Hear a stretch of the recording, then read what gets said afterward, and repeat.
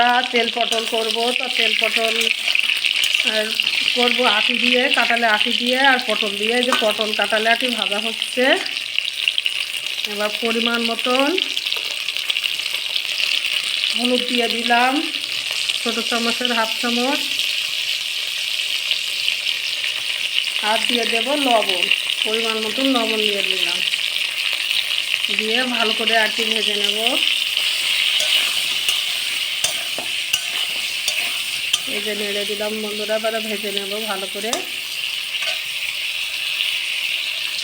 তো বন্ধুরা, ভাজা হয়ে গেছে। এবার আমি তুলে নেব, কড়াই থেকে তুলে নেব। তো তেল আছে, পটলের তেলটা রয়ে গেছে, আর একটু তেল দেব।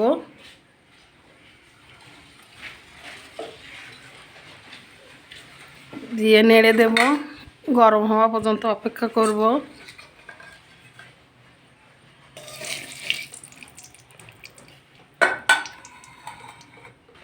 তেলটা গরম হয়ে গেছে, এবার জিরে ফোড়নে দিয়ে দিলাম। তো ফোড়নটা ভাজা হয়ে গেছে বন্ধুরা। এই যে আদা, জিরে, ধনে, শুকনো লঙ্কা, পেঁয়াজ, রসুন আর দারচিনি, এলাচ একসঙ্গে বেটে দিয়েছি, আবার আলাদা করে দেব না। দিয়ে দিলাম বন্ধুরা, মশলাটা কষিয়ে নেব। আর এই যে পরিমাণ মতো লবণ দিয়ে দিলাম,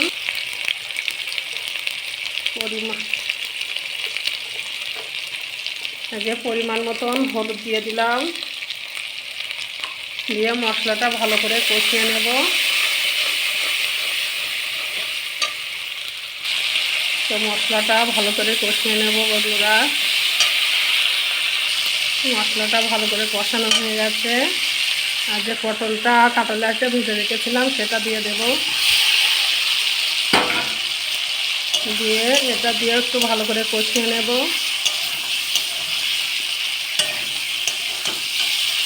তো বন্ধুরা, এইভাবে তেল পটল করলে খেতে দারুণ হয়।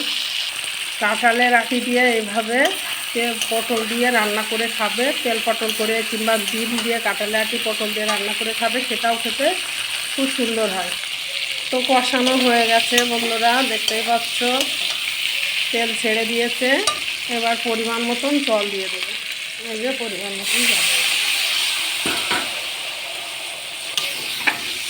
তো যেহেতু তেল পটল করব, একটু ফুটিয়ে নিয়ে, বেশি ঝোল রাখবো না, মানে মাখা মাখা মতন করে রেখে দেব। তো বন্ধুরা, প্রায় হয়ে এসছে, আর একটু ফুটবে। তো মাঝে মধ্যে একটু নেড়ে নেড়ে দিচ্ছি। তো বন্ধুরা, এই যে তেল পটল প্রায় হয়ে এসছে, আর সামান্য একটু হয়ে গেলে, মানে শুকিয়ে গেলে নামিয়ে নেব। তা শুধু কালারটা দেখো বন্ধুরা, কত সুন্দর কালার এসছে। তো বন্ধুরা, এই যে হয়ে গেছে, এবার আমি নামিয়ে নেব। তো বন্ধুরা, তেল পটলটা হয়ে গেছে। কাঁঠালের আটি দিয়ে পটল দিয়ে তেল পটল করেছি। তো শুধু কালারটা দেখো, কত সুন্দর কালার এসছে বন্ধুরা। তো তোমরাও এইভাবে রান্না করে খাবে, দেখবে দারুণ হবে। আর কে কে খেতে ভালোবাসো এইভাবে রান্না করে, অবশ্যই কমেন্টে জানাবে বন্ধুরা।